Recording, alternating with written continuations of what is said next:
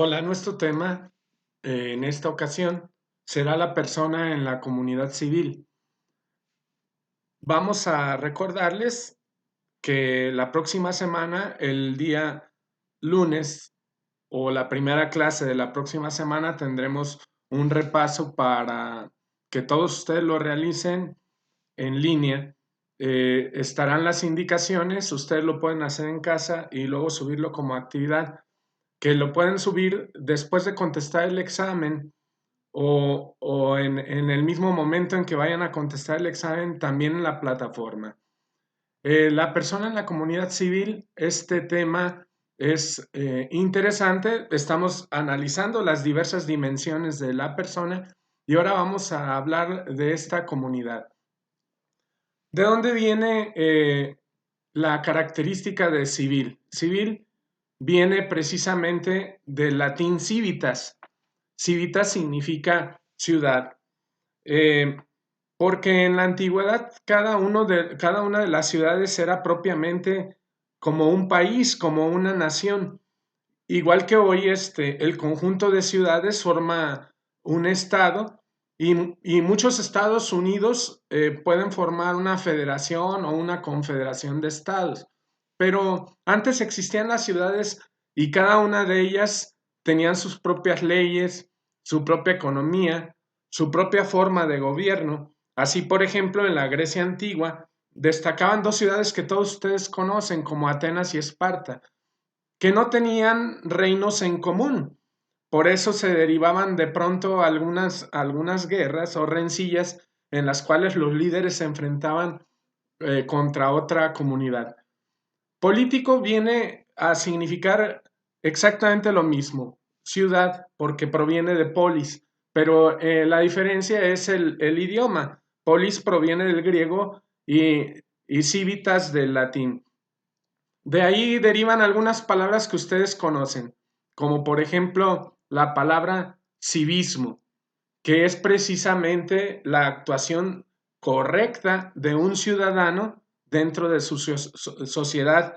Eh, y hablamos de la comunidad porque lo que une en esa comunidad es precisamente el carácter de ciudadano. También la palabra metrópolis para indicar la existencia de una gran ciudad. Algunas ciudades como la nuestra están formadas por varios municipios o cabeceras municipales.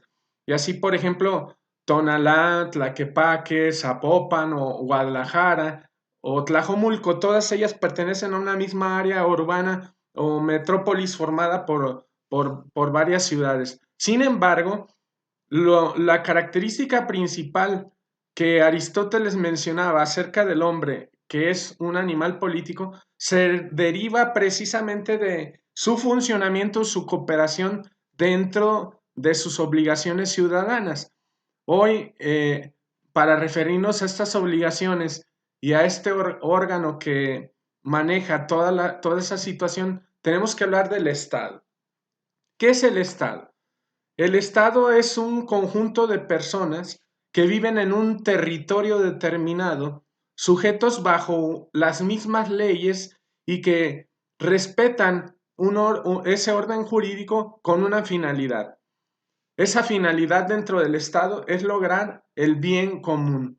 Ya hemos hablado en otras ocasiones que todos los hombres tienden a su perfección, pero que la perfección no se puede lograr individualmente. Luego entonces se agrupan en esta comunidad que se llama Estado. Para que exista un Estado se necesitan dos elementos previos. Primero, la población. Sin población obviamente no puede haber una comunidad. Las primeras comunidades se forjaron en relación a las familias que las constituían y por eso conservamos tradiciones, conservamos recuerdos que pertenecen precisamente a nuestra alma o idiosincrasia nacional.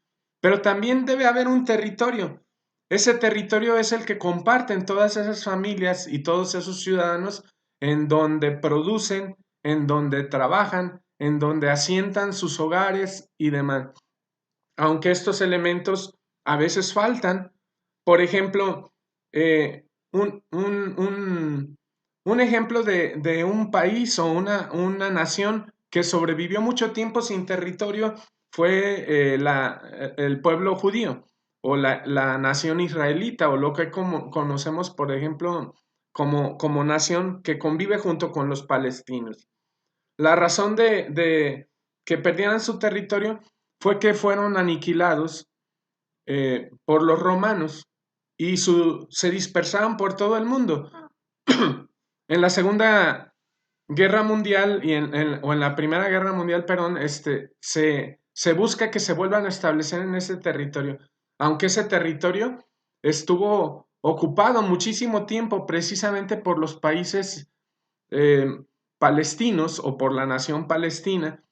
Y cuando ellos llegan a ocupar el mismo territorio se forma un conflicto sobre cuáles son los límites territoriales entre uno y otro.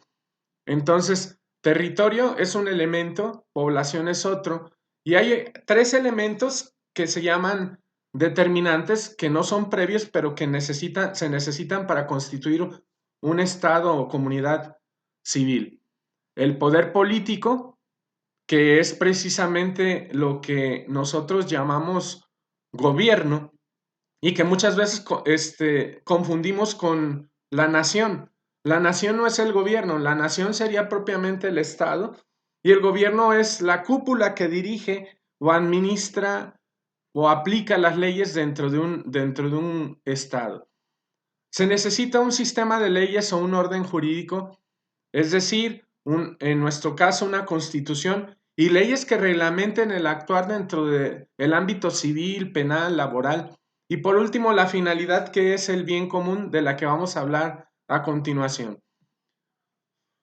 Cuando hablamos de la persona humana, decimos que éste tiene ciertas perfecciones.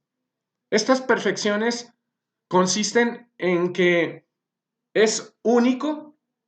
Una persona humana es un individuo y por lo tanto en él se reúnen todas las características y su propia personalidad, tanto psicológica, moral o física. A pesar de los muchos cambios que hay en una persona humana desde que nace hasta que muere, pasa por la niñez, la adolescencia, es persona adulta y luego la tercera edad, no deja de ser el mismo sujeto. Y esa unidad le permite conservar, por ejemplo, sus recuerdos, sus memorias y sus ideas durante toda la vida. Esa característica es importante. Por otro lado está la autonomía en su obrar. Nuestra naturaleza nos permite decidir cuál es nuestro propio destino mediante el libre albedrío. El libre albedrío nos permite elegir lo bueno y lo malo. Si queremos llegar hacia nuestra meta o si queremos apartarnos de ella. Esta autonomía no es ilimitada porque estamos sujetos también a diversas fuerzas que están dentro de la misma naturaleza, por ejemplo, la gravedad, el peso, la edad, etcétera. No puedo hacer todo lo que yo quiera, pero sí puedo decidir qué es lo que debo hacer o no debo hacer. Por otro lado, tenemos los apetitos innatos que vienen de nuestra naturaleza racional. Aquí me refiero a la voluntad y la inteligencia que desean. Una, el bien, que es la voluntad, y el otro, la verdad. Siempre ando en busca del bien y de la verdad, y todo lo que realizo, intencionalmente por ser racional, lo dirijo con mi inteligencia a lograr esa finalidad. Por eso, todos los seres humanos buscamos perfeccionarnos en nuestra inteligencia y en nuestra voluntad. Junto a las perfecciones que tenemos, también debemos señalar algunas imperfecciones. Por un lado, tenemos que la inteligencia no es ilimitada. Es limitada porque no podemos saber y conocer todo lo que queremos, porque cada quien tiene distintas capacidades para alcanzar a comprender las cosas.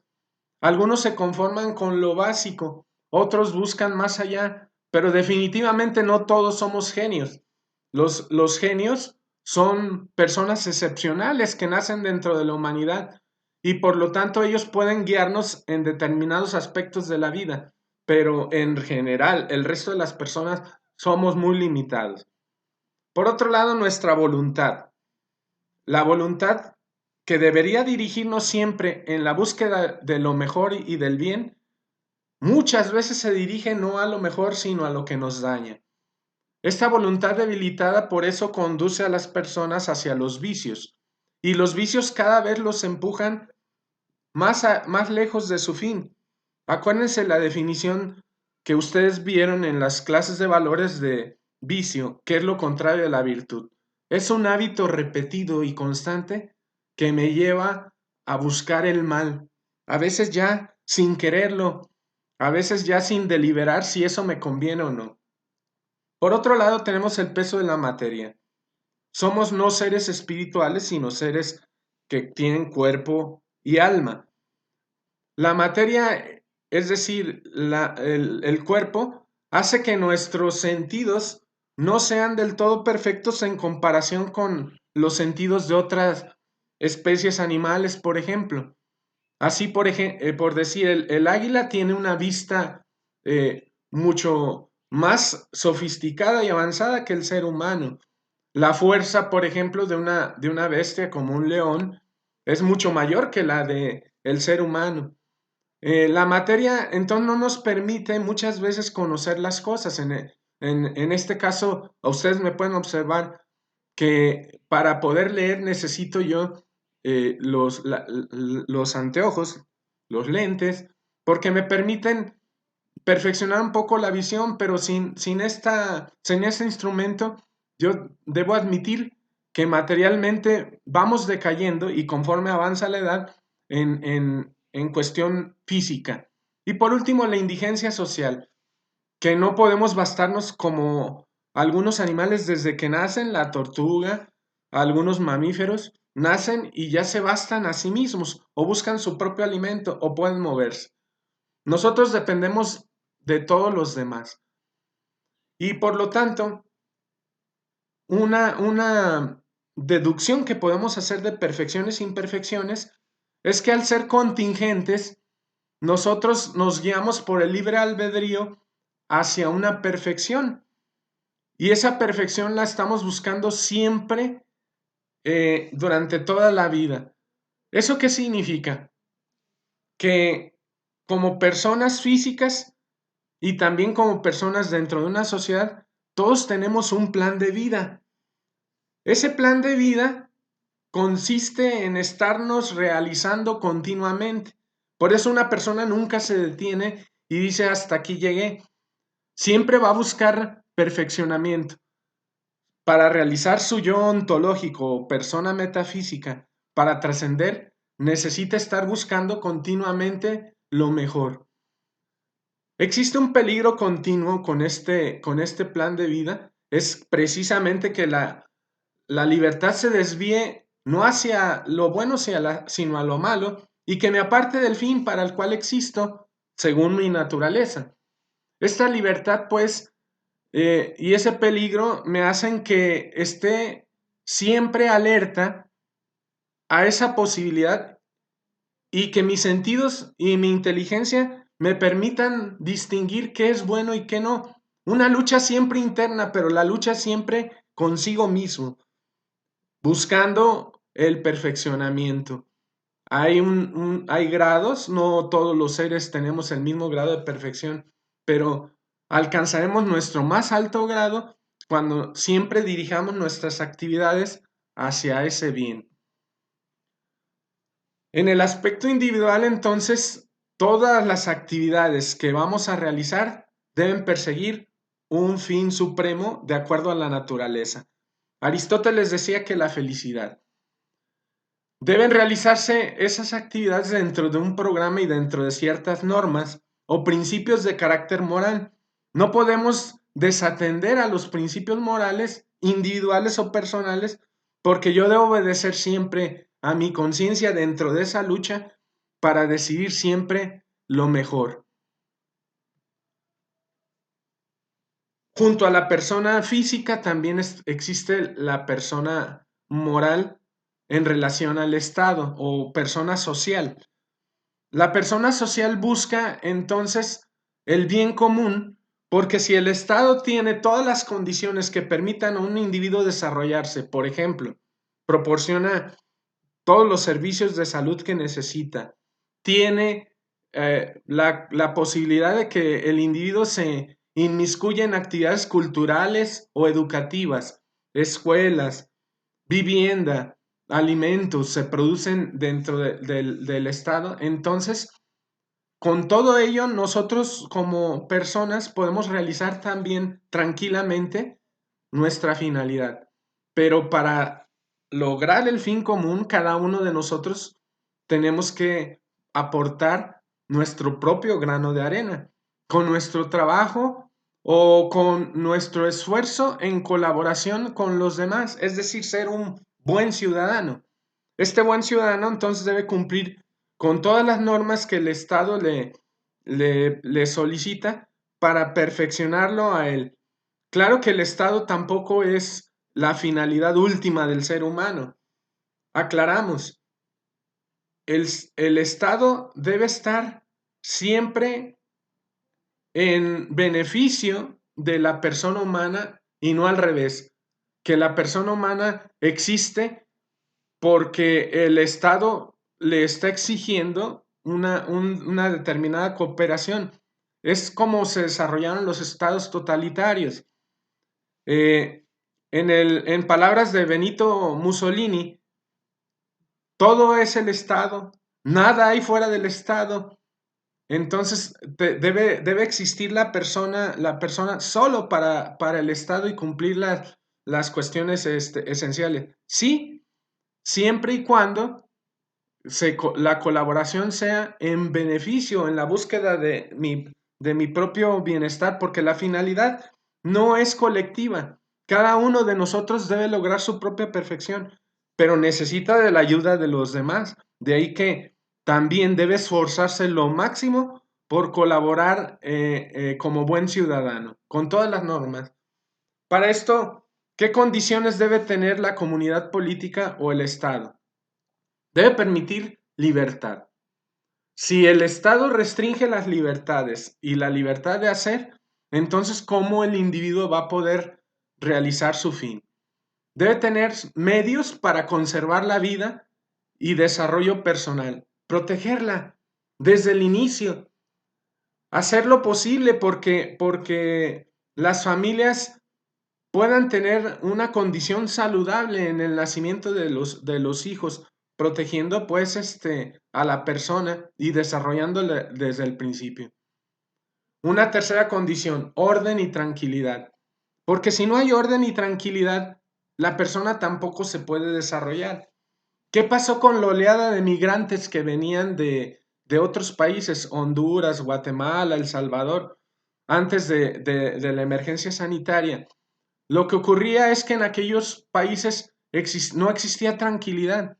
Las bandas de delincuentes estaban azotando a las personas productivas, pidiéndoles derecho de piso para poder ejercer sus actividades. No quiere decir que en nuestro estado no existan, pero debe garantizar el gobierno esa tranquilidad y ese orden. Y por último, medios para la vida y la cultura, porque el hombre, en su carácter intelectual y espiritual, no se debe conformar solo con el conocimiento básico o con un oficio y saber hacer algo, aunque gane dinero ayudando en un taller. Esto no es la condición óptima. No porque el trabajo en un taller sea denigrante, sino porque probablemente la persona pueda aspirar todavía a más. Conclusión. El Estado debe entregar todo lo que el hombre necesita para que realice su fin. Debe promover su existencia. El uso de la libertad no debe ser nocivo al bien común. Si alguien en uso de su libertad abusa y perjudica a los demás, entonces no debe permitírsele que esa libertad exceda o dañe a otras personas, porque debe actuar en beneficio de todos los ciudadanos. Muy bien, la actividad. realicen la lectura de las páginas 75 a 77. Por ahí les dejo un cuestionario donde descargan la lectura, suben por favor su archivo, que puede ser en el mismo cuaderno si ustedes así lo desean, mediante una fotografía, o puede ser pegando la fotografía en un Word o directamente en el procesador de texto. Nos vemos en la siguiente clase y que tengan un excelente día. Hasta luego.